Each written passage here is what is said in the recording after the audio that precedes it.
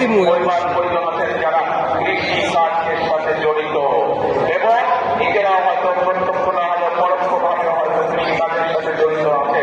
আমরা সিদ্ধান্ত গ্রহণ করেছি আমাদের দেশের কৃষক ভাইদেরকে যেভাবে মা বন্ধুকে আমরা কৃষি কাজ দেব, একইভাবে কৃষক ভাইদেরকেও আমরা একটি কৃষি কাজ দেব, যার মাধ্যমে কৃষক ভাইদের কাছে আমরা কৃষি সংক্রান্ত বিভিন্ন সহযোগিতা সোজাসুজি ডাইরেক্টলি তাদের কাছে পৌঁছে দিব। এবং একই সাথে আমরা সিদ্ধান্ত গ্রহণ করেছি সমগ্র বাংলাদেশের যেসব কৃষক ভাইয়ের 10,000 টাকা পর্যন্ত কৃষি ঋণ আছে, সেই কৃষি ঋণগুলো আমরা সুদ সহ ইনশাআল্লাহ মওকুফ করার ব্যবস্থা করব। প্রিয় ভাই বোনেরা, আমরা আমাদের সন্তানদেরকে যেরকম লেখাপড়া শেখাবো, আমরা যেমন তাদের মধ্যে থেকে বিভিন্ন পেশার দক্ষ মানুষ গড়ে তুলবো, ডাক্তার, ইঞ্জিনিয়ার, আর্কিটেক্ট, উকিল, ব্যারিস্টার আমরা গড়ে তুলবো, একইভাবে আমরা আমাদের দেশে বহু প্রতিভাবান ছেলেমেয়েরা আছে যারা বিভিন্ন খেলাধুলায় পারদর্শী। আমরা সিদ্ধান্ত গ্রহণ করেছি সমগ্র বাংলাদেশ থেকে আমাদের এইসব প্রতিভাবান বাচ্চাদেরকে বের করে নিয়ে আসবো এবং তাদেরকে আমরা দক্ষ খেলোয়াড় হিসেবে গড়ে তুলবো, পেশাদারী খেলোয়াড় হিসেবে তাদেরকে আমরা গড়ে তুলবো। প্রিয় ভাই বোনেরা, নিশ্চয়ই আপনারা এর মধ্যে শুনেছেন বিএনপি দেশ গঠনের জন্য বিভিন্ন পরিকল্পনা গ্রহণ করেছে। আজ একটু আগে যে বক্তব্যের মধ্যে আমি আপনাদেরকে বললাম যে 12 তারিখের নির্বাচন শুধু সঠিক মানুষ নির্বাচন করার দিন নয়, 12 তারিখ হচ্ছে একই সাথে আমাদের দেশ গঠনের নির্বাচন। প্রিয় ভাই বোনেরা, দেশকে যদি গঠন করতে হয়, এই যে যতগুলো সমস্যা আমরা এই এলাকায় শুনলাম, এই সমস্যাগুলো যদি সমাধান করতে হয়, তাহলে আমাদেরকে সঠিক ব্যক্তি এবং সঠিক রাজনৈতিক দলকে বাছাই করে নিতে হবে।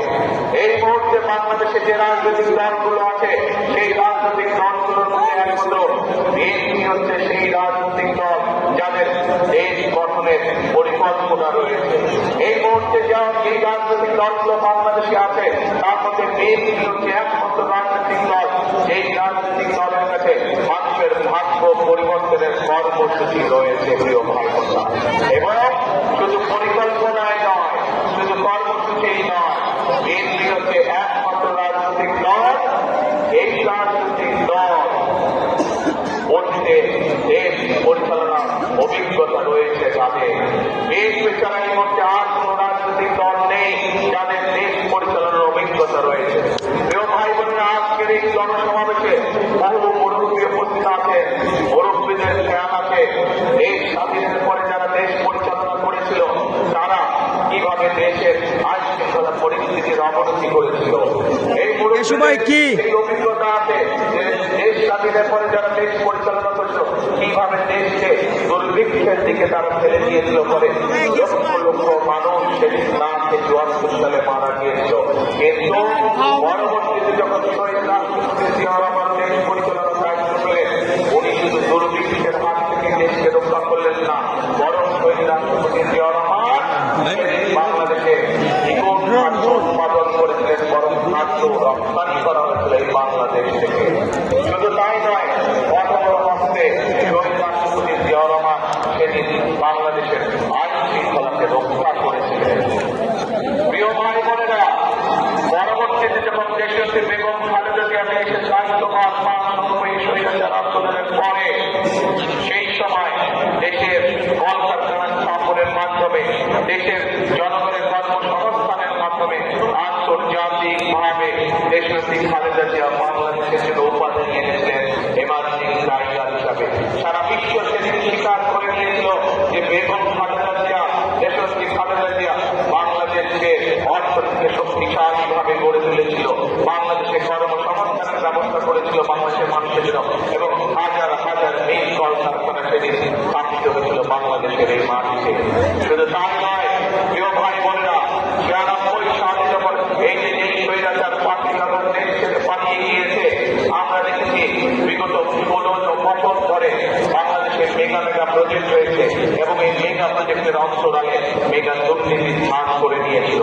আমরা দেখেছি এই অন্তর্বর্তীকালীন সরকারের সময় মানুষের সামনে তথ্য প্রকাশ করা হয়েছে যে স্বৈরাচার পালিয়ে গিয়েছে তাদের সময় প্রতি বছর $16 বিলিয়ন করে এই দেশ থেকে পাচার করে দেওয়া হতো। এই স্বৈরাচারের দল যখন 96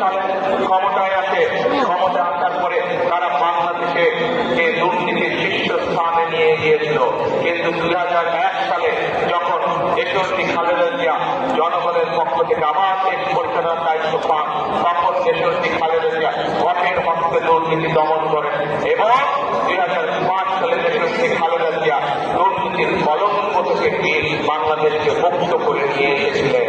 প্রিয় ভাই বোনেরা, সেজন্যই আপনাদের সামনে আমি বলেছি যে আমাদের যতগুলো পরিকল্পনা আছে, আমাদের যতগুলো কর্মসূচি আছে, এই কর্মসূচিগুলোকে যদি সফল করতে হয়, এই কর্মসূচিগুলো সফল যদি জনগণের কাছে পৌঁছে দিতে হয়, তাহলে দুটি কাজ আমাদেরকে অবশ্যই করতে হবে। একটি হচ্ছে দুর্নীতির যে কঠোর হচ্ছে আমাদের দমন করতে হবে, দুর্নীতির লাগাম টেনে ধরতে হবে এবং একই সাথে দেশের মানুষের আইন শৃঙ্খলা নিশ্চিত করতে হবে। প্রিয় ভাই বোনেরা, এবং এই দুইটি কাজে বিএনপি সফলভাবে অতীতে করেছে।